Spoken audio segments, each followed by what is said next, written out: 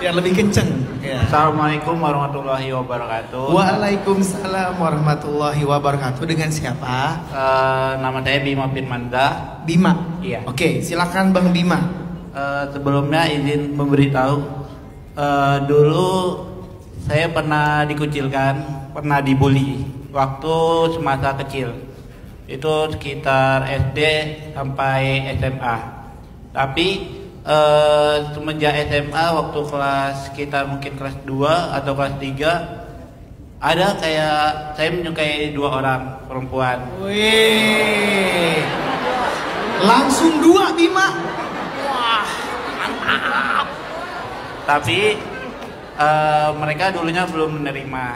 Kayak mereka masih menjauh, kayak jauh lah dari saya. Tapi kayak dari waktu tahun lalu salah satu dari dua orang ini kayak ada yang ngajak saya ke rumahnya untuk diperkenalkan sama orang tuanya.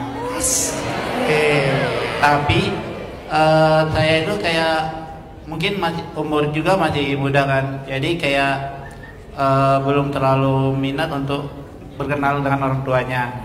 Tapi kayak dari situ saya belajar waktu saya kecil saya selalu dibully.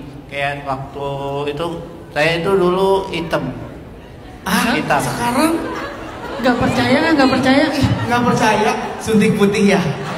Ya. Oh, perawatan, treatment. Kayak lebih sering di rumah aja, nggak ngapa-ngapain. Di kayak, rumah. Aku pengen belajar sama Bima.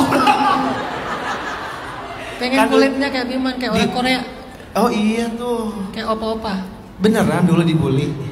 Iya, karena dulu itu kayak memang dulunya kayak sering dibully karena mungkin karena pendek juga ya. Pendek juga sekarang. Enggak sih. Pendek ya. Kayaknya dia banyak ini ya, pernah nggak lo? Iya, pendek tapi 2 loh langsung loh. Itunya ya, tadi ya 2 kan, bener kan?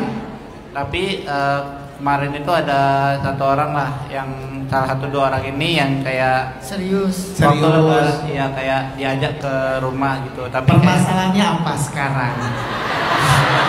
Yang bully apa cewek nih? Buat Ustadz biar itu paham. Ustadz biar jawab. beda orang. Hah? Beda yang ngajak ini beda orang itu. Oh beda lagi. Iya. Waktu dibully itu waktu SD SMP. Oh ini cuman cerita doang gitu ya. Jadi kayak Biar pada aku udah berubah gitu ya. Ya. Oh ya, Ya. ya. Jadi kayak mau tanya kayak apakah dari yang cerita yang saya Alami ini kayak sesuai nggak sama yang apa Ustadz bilang kayak susunan puzzle yang untuk itu lengkap. Tepuk tangan buat Bima. Itu aja Bima. Dia paham banget bahwa peristiwa-peristiwa itu saling terkait kan. Kayak puzzle yang ketika kemudian tersusun jadi sesuatu.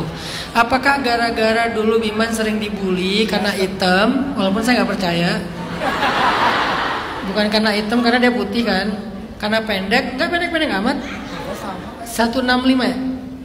Sama kita. Saya 167, 165 beda dikit lah ya. Terus gara-gara apa misalnya? Terus sekarang jadi diterima sama salah satu dari cewek itu. Apakah ada hubungannya dengan waktu dulu saya dihina? Allahu a'lam. Biman atau Bima? Bima. Bima nggak akan ngerti tentang makna takdir itu sampai dia menjadi utuh. Sekarang pun belum utuh sebetulnya, masih dalam on the way kan. Lagi pula nih kan tadi ceritanya Bima kayak nggak terlalu serius. Sekarang pengen fokus kuliah dulu mungkin. Umurnya berapa sekarang? Sekarang berapa?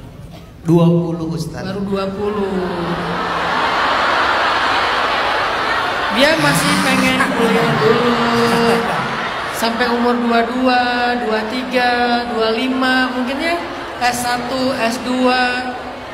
Artinya kan Bima belum tahu bakal jadi takdir apa nih. Tadi saya katakan jangan buru-buru menyimpulkan takdir. Kalau belum ngerti nggak apa-apa, biarin aja dulu.